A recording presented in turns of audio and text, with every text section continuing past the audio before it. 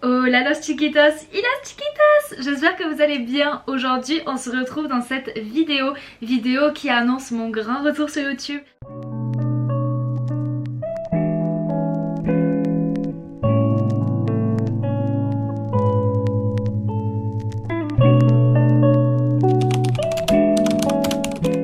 Maintenant on passe à une vidéo par semaine, ça va être un truc de fou, j'ai beaucoup d'idées de vidéos à vous faire, j'espère que vous êtes prêts pour cette nouvelle aventure YouTube.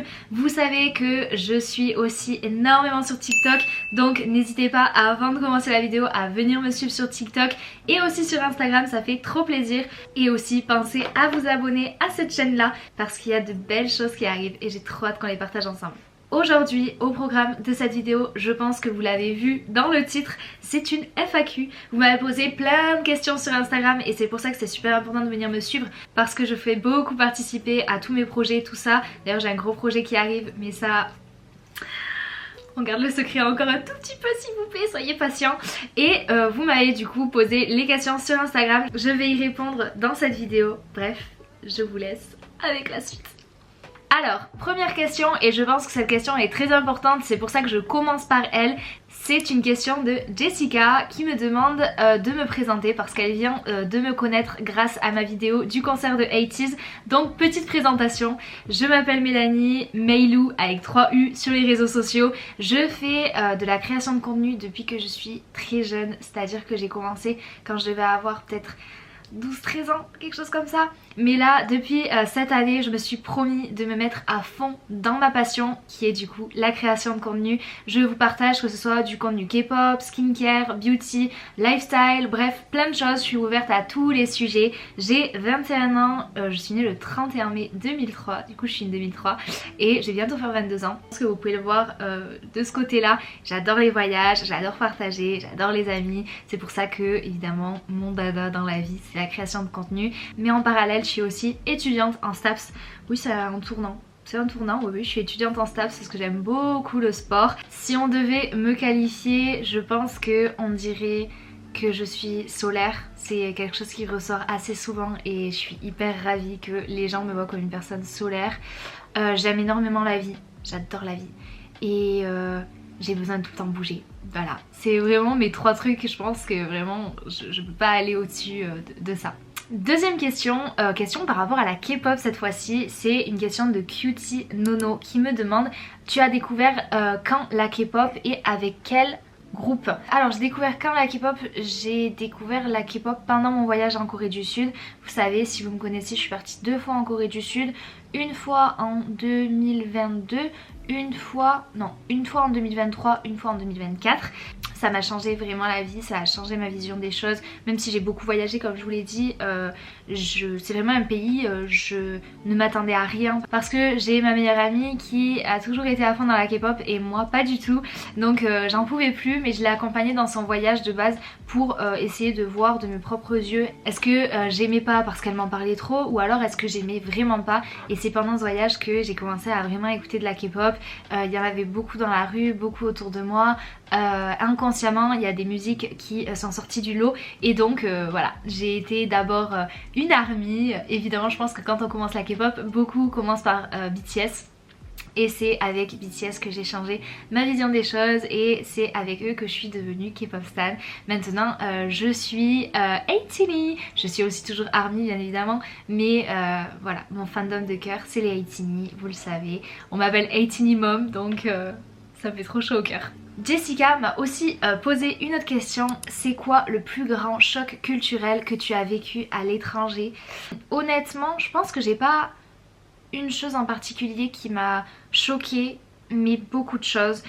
Toujours par rapport à la Corée du Sud, de toute façon c'est le pays le plus loin où je suis allée. Au niveau des personnes, au niveau des gens, on n'a pas la même vision de la vie. C'est une vision de la vie qu'ils ont, que j'admire beaucoup. Ils ont beaucoup cette ambition dans le travail. C'est très compétitif malheureusement et ça amène beaucoup à de mauvaises choses aussi. Mais aussi cette safe place, parce que en Corée du Sud, je pense que c'est ça qui m'a peut-être le plus choquée. C'est le fait de pouvoir me promener dans la rue à toute heure de la journée ou de la nuit et de ne pas avoir à regarder derrière moi ou me dire oh là là mon téléphone ou mon sac, ou alors que dans d'autres pays que j'ai pu faire, même en France, c'est des choses qui inconsciemment ça vous pèse sur la conscience, et donc vous avez une partie de votre cerveau qui est occupée à vous protéger, alors que là-bas on se protège aussi, toujours évidemment, mais beaucoup moins. Je pense que c'est peut-être ça le plus gros choc culturel, voilà, ce rapport de safe place, on va dire. Toujours par rapport à la Corée du Sud, il y a Evan G67 qui m'a demandé pour la Corée, les billets d'avion, il faut les prendre combien de temps à l'avance? Les 2 fois où j'y suis allée, j'ai pris mes billets d'avion 6 mois à l'avance parce que c'est beaucoup moins cher. Là, j'y retourne en septembre, vous allez me suivre encore une fois dans cette aventure, 3e fois que j'y retourne, ça va être incroyable, et encore une fois je les ai pris du coup 6 mois à l'avance.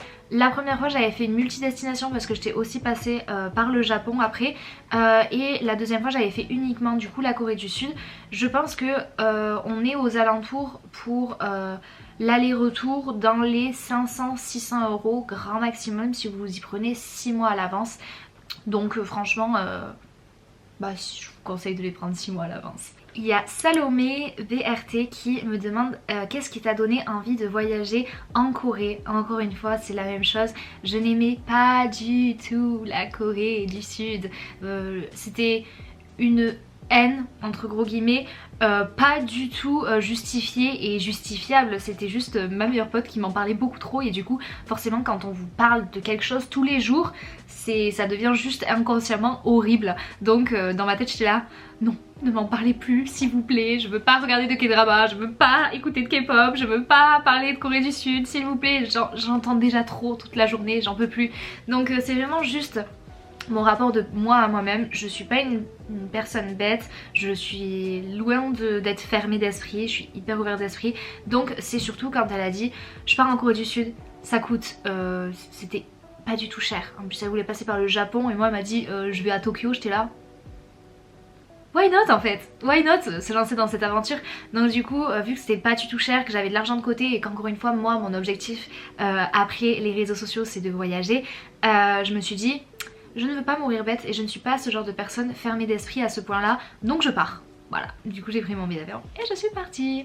Il y a K-pop fan du 38 qui m'a demandé ton prochain concert de K-pop.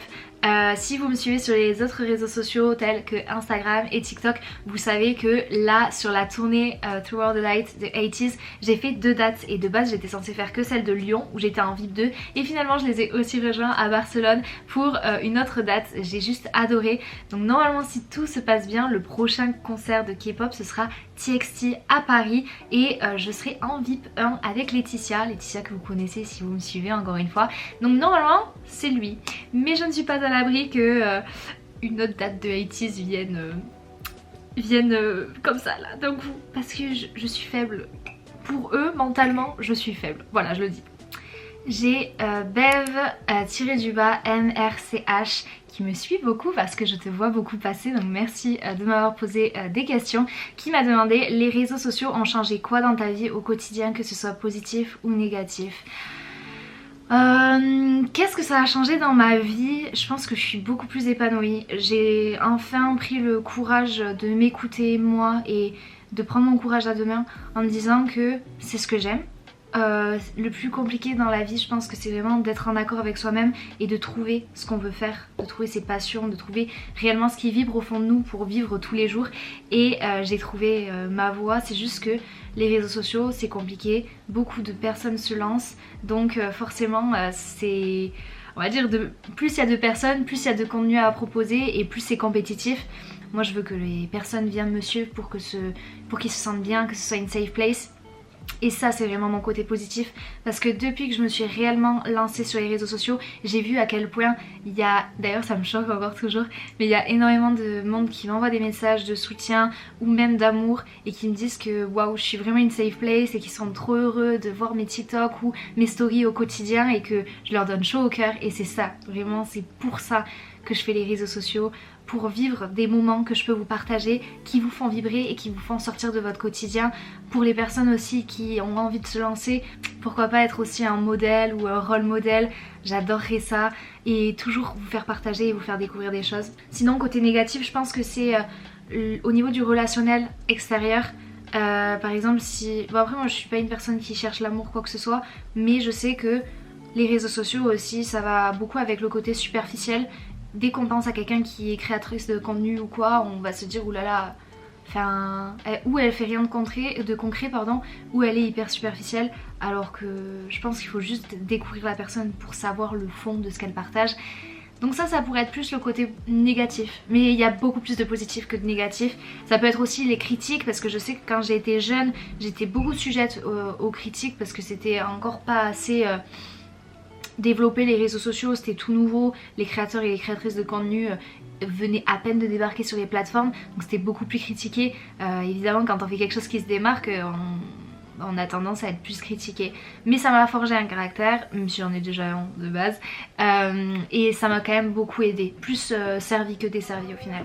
On m'a demandé, pour toi, c'est quoi le meilleur cadeau qu'on puisse te faire ? Honnêtement, je pense que les cadeaux en eux-mêmes, si c'est vraiment... j'aime les choses symboliques, hein. J'aime les choses qui ont du sens et je pense que c'est beaucoup attrait aussi au moment présent et à ce qu'on est en train de vivre. Imaginons on est dans un musée, on a passé un super moment, tu m'offres une carte postale du musée, je suis la plus heureuse. Je l'accroche à mon mur, je suis ravie. Mais sinon, meilleur cadeau qu'on puisse me faire, je pense que c'est s'abonner à moi et me donner de la force et du support. Ça pourrait être vraiment... Parce que ça compte tellement pour moi, et j'ai tellement envie de réussir que... Je sais qu'au fond de moi ça va le faire et je sais que je vais réussir, mais j'ai besoin de vous quoi. Donc ça serait de s'abonner à moi. On m'a demandé c'est quoi ta couleur préférée. Alors ma couleur préférée, je pense que j'en ai pas une en particulier, mais j'aime beaucoup le vert. J'aime beaucoup le vert. D'ailleurs j'ai un pantalon vert, mon haut est vert. J'adore le rose aussi, le rose très clair. J'aime beaucoup le violet palme aussi. Je crois qu'on est plutôt pas mal. En vrai on est plutôt pas mal. Ah là c'est une question qui est très intéressante, c'est comment faire pour affirmer le fait d'être K-pop stan par rapport aux autres. Ça a été quelque chose que longtemps j'étais là en mode je pense que je pourrais pas l'assumer comme ça dans la rue, parce que les K-pop stans ont beaucoup de mauvais rôles malheureusement. On est perçu un peu comme des meufs baka alors que non. Du coup j'étais très stressée pour même accrocher une PC au sac et tout ça. J'étais là en mode pas fou. Et en fait ça s'est fait hyper naturellement. À partir du moment où j'ai posté mon contenu sur les réseaux et que j'ai vu que surtout en fait il faut vous dire que vous n'êtes pas seul, et même si vous étiez seul à aimer cette passion, si ça vous fait plaisir et si c'est ce que vous aimez, le plus important c'est d'être en accord avec soi-même. Donc fuck, voilà je vous le dis, on s'en fout. La même personne m'a demandé tu peux nous montrer ta collection de PC ou même d'albums. Alors là je vous avoue que derrière moi vous avez l'intégralité de tous mes albums. Si vous voulez que je vous fasse une vidéo intégrale de tous les albums que j'ai, why not? Dites-le moi dans les commentaires, pourquoi pas, je le ferai. Mais là dans cette vidéo ça prendrait beaucoup trop de temps. Mais du coup si vous voulez une vidéo intégrale dédiée à ça, why not? On m'a demandé ton meilleur voyage. La Corée du Sud hein. Franchement ça m'a transformée, vous m'auriez vu ou connu avant et après. En 2 semaines et demie j'ai eu tellement de changements, que ce soit au niveau du mental, au niveau de tout. Ça m'a juste transformée, il faut le vivre pour le comprendre en fait. Comment San est devenu ton ult? Alors il faut savoir qu'avant mon ult c'était Suga de BTS. Pas du tout la même DA, pas du tout. Et en fait c'est quand j'ai commencé à stan 80s, c'est le premier qui m'a sauté aux yeux déjà premièrement. Et puis je me suis intéressée à tout le monde. De toute façon moi je les aime tous d'amour. Et c'est vraiment l'énergie de San, waouh, un truc de fou. Et après quand j'ai regardé les épisodes et tout ça, vous savez qu'ils font des petits épisodes genre les One Piece et tout, en fait il a pas du tout le physique de comment il est et de ce qu'il dégage, et je trouve ça incroyable, genre je trouve ça incroyable ce contraste qu'il y a entre comment il est et ce à quoi il ressemble. Et je sais pas, j'ai une attache directement avec lui, je sentais que je vibrais plus avec lui qu'avec tous les autres, et malheureusement Suga s'est effacé un petit peu au fil du temps, même si il reste dans mon cœur parce que ça a été mon premier ult et voilà. Mais c'est vrai que j'ai été subjuguée par lui, par son talent, par sa persévérance, par son travail, par tout en fait. Et voilà, je l'admire énormément. C'est vraiment mon culte. Voilà, je peux pas faire mieux. Il y a Lauréa.vla qui me demande je voudrais savoir d'où viennent tes bijoux, ils sont incroyables. Merci beaucoup. Vous savez que vous me demandez souvent d'où viennent mes bijoux, c'est une vraie dinguerie. Après pourtant je change pas énormément. Au niveau de mes oreilles, ici c'est très basique. En fait ça vous pouvez le retrouver absolument partout. Celle-là je l'ai trouvée dans une boutique à Saint-Jean-de-Luz. Là j'ai des grosses créoles que j'avais achetées dans une boutique indépendante à Bayonne. Et après ici j'ai quoi? Pareil, un truc hyper random. Et ça, je l'ai acheté dans un perceur à Bayonne aussi. Ce collier là, c'est un collier de la marque Zag. Je me le suis acheté hier pour la Saint-Valentin. Sinon après, j'ai mes colliers que j'ai toujours sur moi. Un petit pendentif comme ça, c'est Le Monde. Pour mes voyages évidemment, je l'avais eu au manège à bijoux, c'est ma mère qui me l'avait acheté. Ici j'ai un petit coquillage, lui je l'avais eu avec des boucles d'oreilles, je l'ai attaché là. Et là c'est ma croix de baptême parce que je la garde autour du cou évidemment. Au niveau de mes bagues, ça c'est une chevalière que j'avais eue pour mes 20 ans avec mes initiales. Je crois que elle vient de Histoire d'Or et la gravure aussi du coup.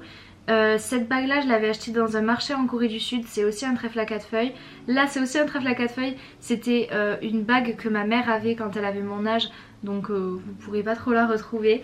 Et au niveau des bracelets, ceux-là viennent tous de Corée. Ouais, ils viennent tous de Corée à part celui-ci. Celui-là c'est aussi de la marque Zag. C'est Vega qui me l'avait offert pour mes 20 ans aussi. Et là j'ai ce petit chambala là on va dire, qui vient d'un temple en Corée. Ça c'est un cadeau de mon ex, je l'ai remis là parce qu'il allait bien avec mon outfit. Et ça c'est une petite abonnée qui me l'a fait, regardez, il y a écrit San, j'espère que vous allez voir, oui. Il y a écrit San, il est rose comme ça, il est trop beau. Et j'ai quoi d'autre? Ah oui, j'ai ça aussi. C'est la grand-mère de mon ex qui me l'avait offert et c'est un qui vient de chez Swarovski. Normalement vous pouvez attacher des petits pendentifs dessus. Bref, vous avez le détail de tous les bijoux que je porte là. Mais j'avoue que c'est vrai que c'est... Comme je vous l'ai dit au début, quand vous me dites oui c'est quoi le cadeau qui te ferait le plus plaisir, c'est vrai que j'ai beaucoup de choses qui sont sentimentales. Donc mes bijoux aussi sont sentimentaux. Il y a Shirley qui m'a dit j'ai pas de questions mais t'es juste trop adorable. C'est trop mignon. Vous savez que vraiment c'est... Ah oui, j'ai pour projet, premier degré, de faire un cadre avec tous les commentaires hyper mignons que je reçois et je vais l'accrocher dans ma chambre et comme ça je l'aurai tous les jours sous les yeux comme ça. J'ai trop hâte, je vais le faire là, bientôt. Bref voilà tout le monde, j'ai répondu au maximum de questions auxquelles je pouvais répondre. Si j'ai pas répondu à vos questions, je suis vraiment désolée, mais il y en avait pas mal qui revenaient, c'était souvent les mêmes. J'espère que cette vidéo vous aura plu et que vous me connaissez un peu mieux. J'ai trop hâte de vous créer encore plein de contenu. Si tu n'es pas abonné, j'espère que cette vidéo t'aura donné envie de t'abonner et de venir me suivre sur Instagram, TikTok, tout ça. Bref, je vous fais des gros bisous et je vous dis à bientôt pour une prochaine vidéo.